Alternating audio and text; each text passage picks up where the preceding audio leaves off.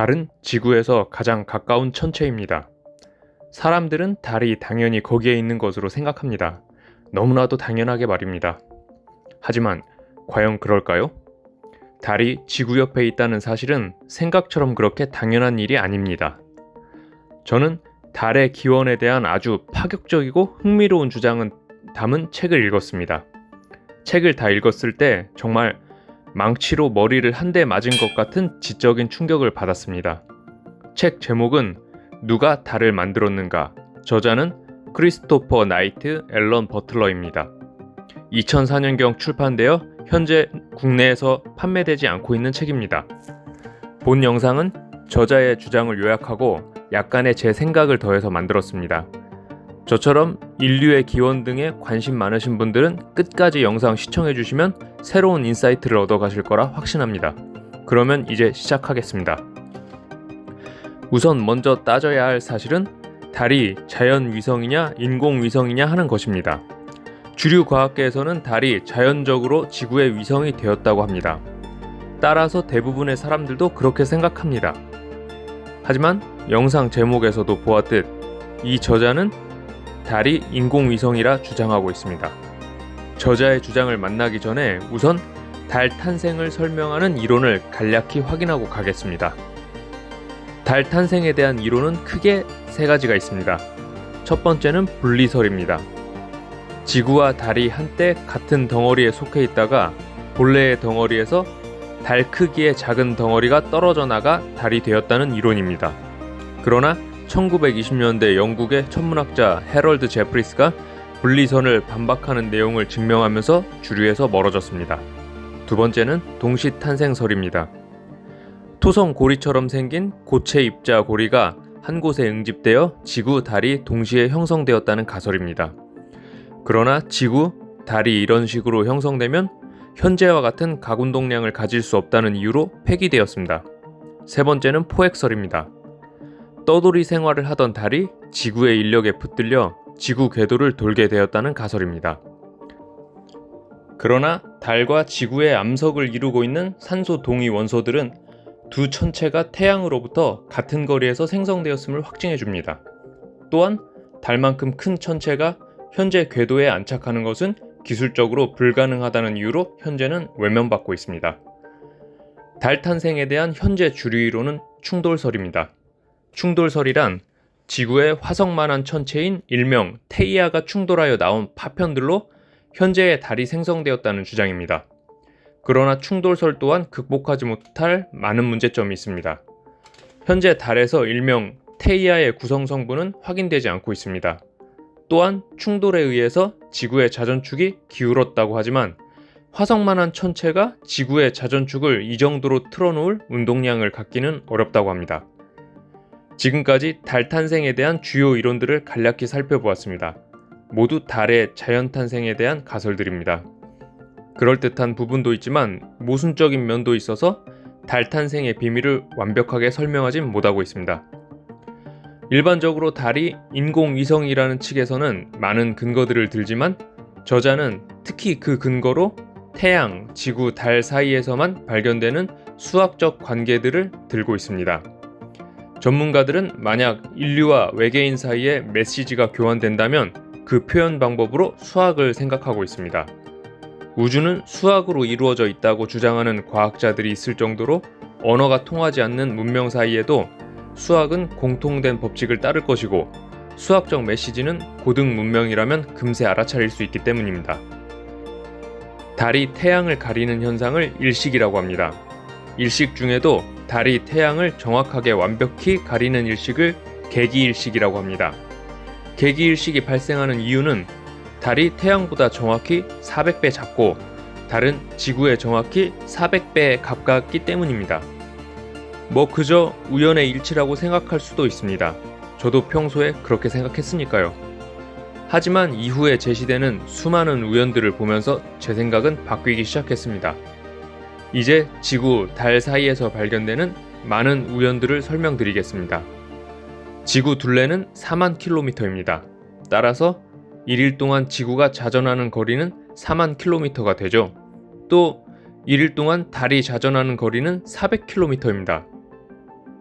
1년 동안 지구가 자전하는 횟수는 366회입니다. 지구는 달보다 366% 더 큽니다. 만일 동안 달은 지구 궤도를 366번 공전합니다. 길이 단위인 미터법과 관련하여 달은 1초에 1km의 일정한 비율로 지구를 공전합니다. 그리고 또 다른 특별한 점이 있습니다. 태양의 지름 안에 지구를 109.2개 나란히 놓을 수 있습니다. 그리고 지구와 태양이 가장 멀리 떨어져 있을 때 그 사이에 들어가는 태양의 지름수 또한 109.2입니다. 그런데 달의 둘레는 109.2 곱하기 100km입니다. 109.2와 연관된 숫자들이죠. 이렇게 확인된 많은 요소들은 서로 아무런 연관이 없습니다. 따로 떨어뜨려 놓고 보면 이 기묘한 관계들 중 어느 것이든 우연의 일치로 여겨질 수 있습니다. 하지만 우연이 계속된다면 그것이 무엇인지 진지하게 생각해 볼 필요가 있겠죠? 저자는 이러한 반복되는 의미 있는 숫자들을 단순한 우연으로 치부해 버리지 않았습니다. 만약 현재 달 탄생 주류 학설인 충돌설이 사실이라면 아까와 같은 숫자들이 우연히 발생할 확률은 거의 없다고 볼 수 있습니다. 달 탄생에 대한 주요 가설들의 극복할 수 없는 문제점이 해결되는 방법은 단순합니다. 달은 누군가가 인공적으로 만들었다는 가설을 받아들이면 됩니다. 그러면 달 탄생의 문제점들이 자연스럽게 해결됩니다. 왜 지구는 과분할 정도의 크기의 위성을 가지게 되었는지, 왜 달은 속이 빈 것 같은 특징을 가지는지, 또한 아까 말씀드린 우연한 숫자의 특징을 가지는지. 우선 원활한 진행을 위하여 본 영상에서는 달은 인공물이라는 가정을 받아들이겠습니다. 누군지 모를 미지의 존재가 달을 만들었다면 또 하나의 의문이 생깁니다. 왜 달을 만들었냐입니다. 작은 물건도 아니고 소행성 규모의 천체를 만드는 일은 당연히 쉬운 일이 아닙니다. 따라서 그만한 필요성이 있었기 때문에 미지의 존재는 달을 만들었을 것입니다. 그것을 알기 전에 달이 지구에 그리고 지구의 생명에게 어떤 역할을 하는지 간략히 살펴보겠습니다. 달은 그 중력으로 지구의 자전축 기울기를 유지해주고 있습니다. 자전축 기울기가 유지되므로 지구에는 사계절이 생기고 생명체가 살아가기 좋은 기온을 유지할 수 있습니다. 또한 지구의 평균 기온 때문에 물이 액체 상태로 존재할 수 있습니다.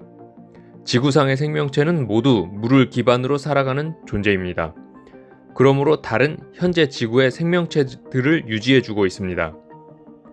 초기 달은 지구보다 더 가까운 위치에 있었습니다. 따라서 달이 일으키던 조수는 엄청난 규모였고 그 결과 수백만 톤의 땅이 가루가 되어 바다로 쓸려갔습니다. 이때 땅에 있던 막대한 광물과 미네랄이 바다에 스며들었습니다. 이 광물들은 생명체에게 없어서는 안 될 물질입니다. 결론적으로 달은 지구 생명에게 없어서는 안 될 존재입니다. 달이 없었다면 지구에 생명체가 번성할 수는 없었을 것입니다.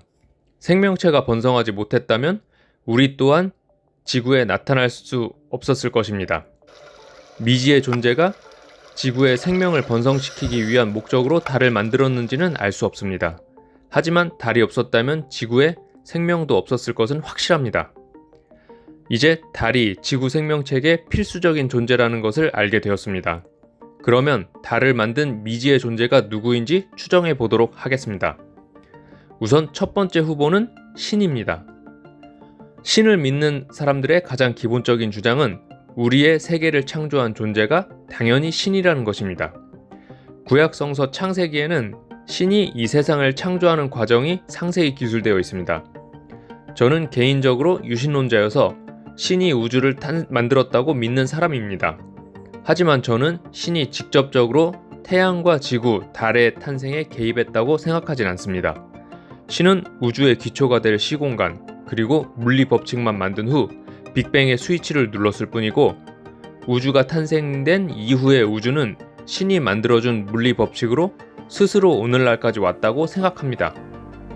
신은 전지전능한 존재입니다. 신이 지구를 만들어 생명을 번성시키면서 그 자체로는 부족하여 달까지 만들었다는 사실은 납득하기가 어렵습니다. 처음부터 지구 자체가 생명이 번성하는 행성으로 만드는 편이 더 이해가 갑니다. 따라서 달을 신이 만들었다기보다는 더 현실성 있는 대안이 있을 것입니다. 두 번째 후보는 외계인입니다. 고도의 과학이 발달한 외계인이 달을 만들었다는 가정은 많은 사람들을 매료시켰습니다. 우주는 무한할 정도로 넓고 거기에 과학이 고도로 발달한 외계인이 존재할 가능성 또한 충분합니다.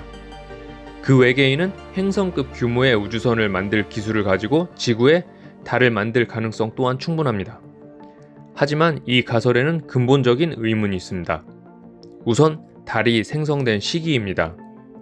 아폴로 우주선이 채취한 월석의 산소 동위 원소 비율상 달의 생성 연도는 지구의 나이와 비슷한 46억 년입니다. 또한 지구와 동일한 산소 동위 원소를 가지고 있다는 사실은 지구와 달은 태양으로부터 같은 위치에서 생성되었다는 말이 됩니다.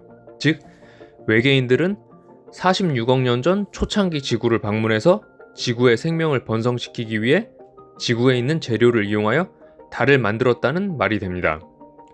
그런데 아무리 외계인이라고 해도 몇십억 년 후에 생명을 번성시키고자 지구에 달을 만드는 수고를 해야 할 이유가 없습니다. 그 정도의 과학기술이라면 다른 항성계의 골디락스존 행성을 테라포밍하는 편이 더 수월하게 생명을 번성시킬 수 있는데 굳이 초기 지구를 선택할 이유는 없어 보입니다. 또한 앞서 언급된 숫자들과 관련된 사실도 있습니다. 지구, 달, 태양에서 발견되는 의미 있는 숫자들은 언젠가 문명을 가진 존재가 발견해 주길 바라는 메시지 같은 느낌이 있습니다.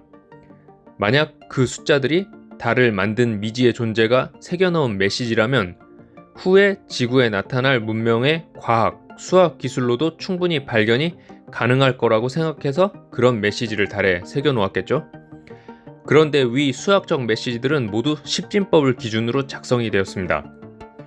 달을 만든 외계인이 그로부터 몇십억 년 후에 나타날 지적 존재가 어떻게 손가락이 10개고 그로 인해 십진법을 주로 사용할 것을 알았을까요?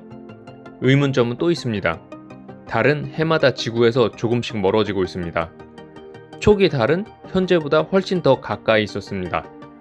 그래서 일식이 일어나면 달은 태양을 넉넉하게 가리고도 남았겠죠.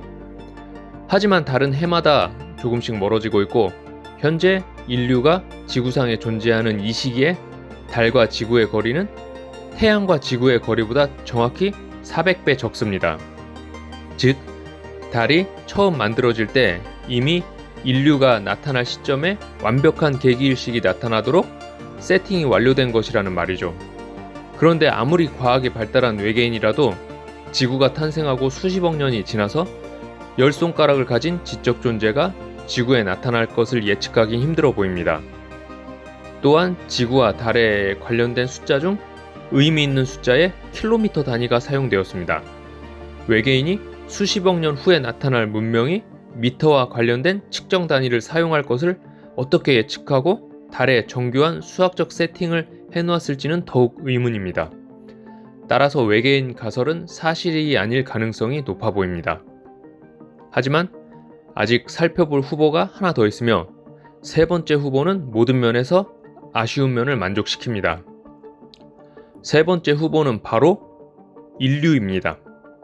인류가 달을 만들었다니 이게 무슨 소리냐 하시겠죠? 나가지 마시고 잠시만 기다리십시오. 지금부터 모든 선입견과 고정관념을 잠시 내려놓고 논리의 흐름만 살펴보시기 바랍니다. 지금까지 세워진 가설은 다음과 같습니다. 1. 달은 약 46억 년 전 미지의 기관이 지구의 직접 생명체를 번식시키는 배양소로 설계한 것이다. 2. 미지의 기관은 인류가 진화 사슬의 결말이 될 것을 알고 있었다. 3. 미지의 기관은 인류가 과거의 일을 알게 되기를 원했고 달의 역학 및 달과 지구 사이에서 나타나는 역학을 통해 드러날 메시지를 남겨놓았다. 달 창조의 주체로 앞서 언급한 신은 아직 우리의 믿음 속에만 존재할 뿐입니다. 그리고 입증된 결과로서 존재하지 않으며 외계인은 존재할 수도 있고 존재하지 않을 수도 있습니다. 우리 은하계에서든 전 우주에서든 우리가 유일한 직접 존재일 가능성은 충분합니다. 생명의 행성 지구에서 달의 존재로 인해 가장 많은 이익을 얻을 지적 생명체, 즉 인간보다 더 이익을 얻을 만한 존재가 과연 더 더 있을까요? 달이 정확히 지금의 위치에 오게 될 때 지구상의 지적 생명체가 10손가락을 지니게 되고 그로 인해 십진법을 사용하게 되리라는 사실을 미지의 존재가 어떻게 알 수 있었겠는가 하는 문제는 우리가 찾는 미지의 존재가 인류일 경우 바로 해결됩니다. 우리가 그 미지의 존재라면 수수께끼는 간단하게 풀리는 것입니다.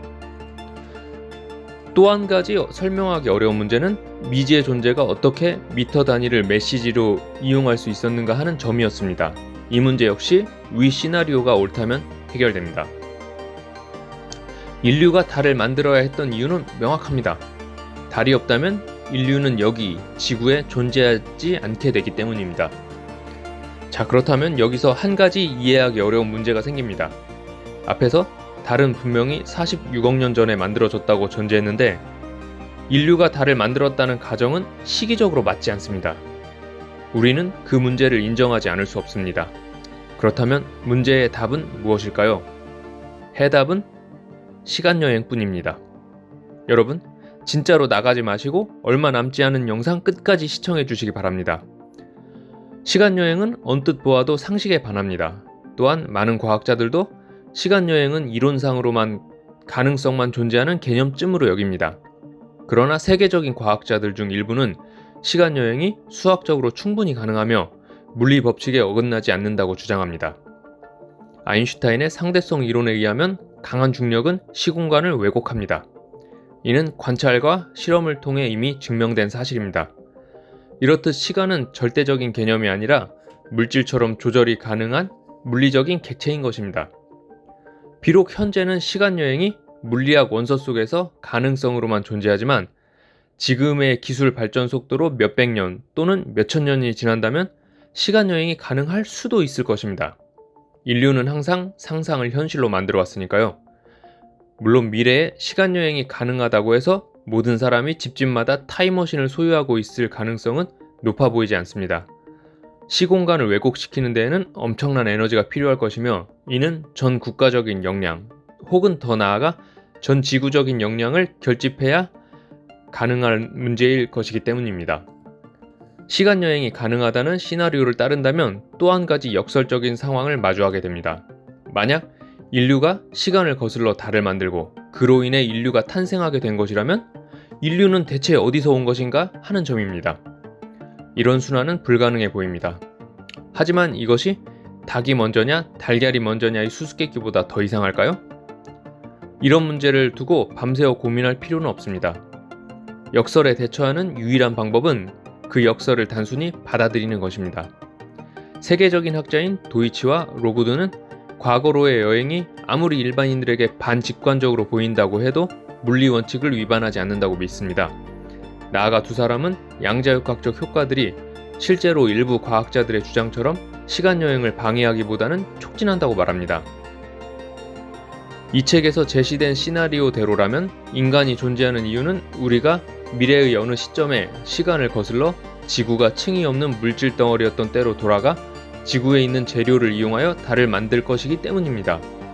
일단 완성되자 달은 마법 같은 힘을 발휘해 생명을 탄생시켰고 이 생명이 결국 10손가락을 지닌 지적 생명체로 진화하여 십진법과 미터 단위를 사용하게 되었습니다. 이 구조물에는 메시지가 심어져야 했습니다. 그렇게 하지 않으면 우리가 해야 할 일을 알려줄 실마리를 놓치게 되기 때문입니다. 미래의 인류가 먼 과거로 되돌아가서 우리를 탄생시켜줄 배양소를 만들었다면 우리에게 남겨진 메시지가 있다는 점도 납득이 됩니다. 이처럼 굉장한 일을 완수하려면 우리의 능력은 현재 수준보다 수백 년 혹은 수천 년 앞서 있어야 할 것입니다. 그러나 우리에게 나아갈 바를 알려주는 지령들이 메시지 자체에 들어있다면 어떨까요? 만약 실제로 그렇다면 개발에 드는 시간은 최소한으로 단축될지도 모릅니다. 우리가 생각해야 할 문제는 어째서 메시지가 특정한 이 시점, 즉 현생 인류가 지구에서 문명을 꽃피운 시기에 모습을 드러내도록 정교하게 설계되었느냐 하는 점입니다. 어쩌면 이것은 우리가 다음 단계로 넘어가기 위한 좀 더 큰 메시지의 존재를 암시하는 것은 아닐까요? 지금까지 달 탄생에 대한 흥미로운 가설을 살펴보았습니다. 아직은 개발되지 않은 그리고 개발될지 안 될지도 모르는 시간여행 기술과 존재하지 않는 미래의 인류가 과거로 가서 지구의 생명 배양소인 달을 건설한다는 역설적인 상황들은 명쾌하게 해결하지 못했지만, 저자는 본인의 참신한 가설을 시종일관 진지함을 유지하며 설명하고 있습니다. 방대한 책의 분량을 짧은 영상으로 압축하다 보니 빠진 부분도 많습니다. 시간이 나실 때 근처 도서관을 방문하셔서 책을 읽어보면 더 좋을 것 같습니다. 그럼 오늘도 좋은 하루 보내세요.